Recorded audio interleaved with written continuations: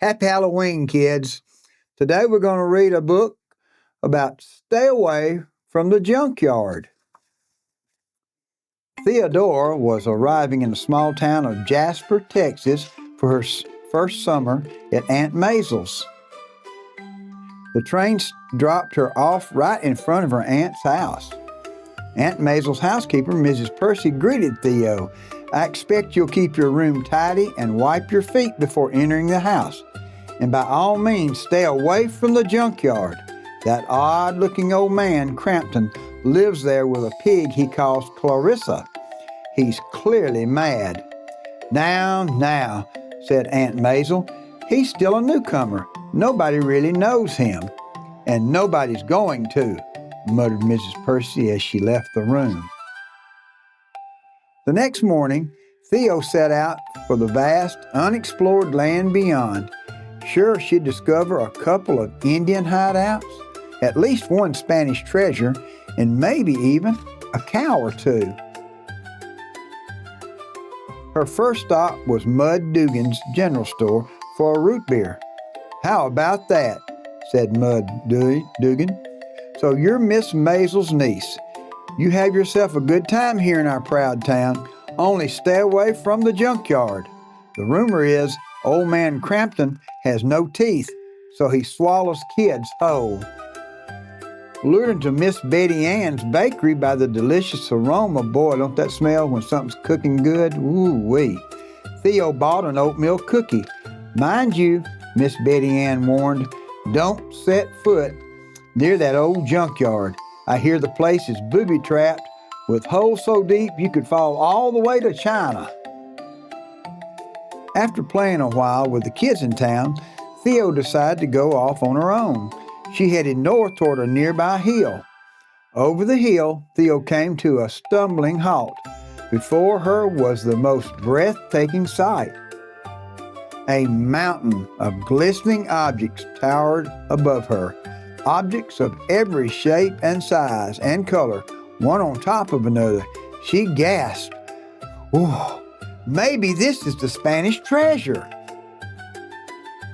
Rummaging through, Theo found an old trumpet, a lampshade, and a chandelier. She squealed with delight. Suddenly, the pile began to move. Theo squealed even louder, "Whoa!" as out crawled the plumpest pig ever. "Oink!" announced the pig. "What are you doing, little girl?" came a man's voice from behind Clarissa. "You all right, Clarissa?" This was old man Crampton. Theo realized she was standing in the middle of the Jasper, Texas junkyard. Old man Crampton stared at Theo. My, he said softly. "No one's been near here since I moved in 6 months ago." "I was just exploring, sir," Theo said. "I found this pile of, we were just having fun." "I see," said old man Crampton. "Well, go on and enjoy yourself. By the way, what's your name?" "Theo, sir." "Well, mine's not sir, it's Otis."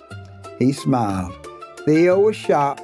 Was this the man who swallowed kids whole? She summoned her courage and asked, "Why do you live here?" Otis pointed to the pile of junk.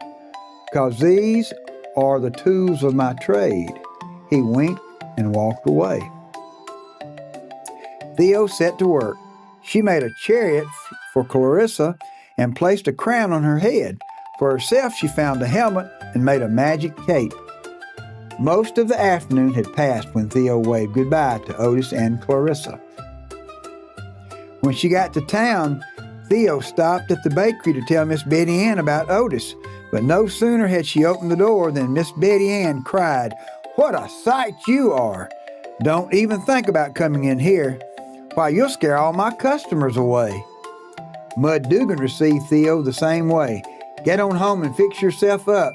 That's no way for a young lady to dress." Fortunately, Aunt Maisel was there. She studied Theo for a moment, then said, "I think it's quite clever, really. Why should a saucepan have one purpose only?"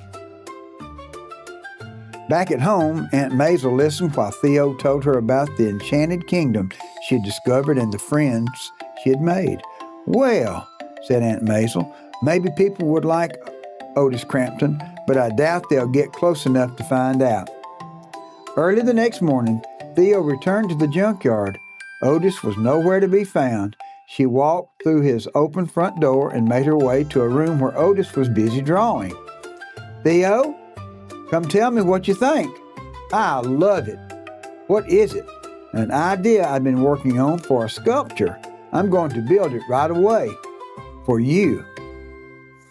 "Oh my," Theo said. At that moment, she realized this was her chance to prove the town wrong. After a couple of weeks of hard work, the sculpture was finished. It was time for Theo to make her move. With Otis's permission, she took Clarissa for a stroll through town. Just as Theo had expected, it was love at first sight for the kids. They all followed Clarissa home. Music and laughter from the junkyard were heard across the town. "What's going on over there?" cried Mayor Mosley. "We must put a stop to it, whatever it is." Everyone agreed. When the people of Jasper, Texas reached the top of the North Hill, they witnessed something extraordinary below. The old junkyard had become a work of art, a world of magic and wonder. Following Aunt Maisel, everyone went down to get a closer look, not only at the junkyard, but finally at their new neighbor, Otis Crampton. Theo beamed at the crowd and waved at Mrs. Percy. "See you, kids. Have a good day."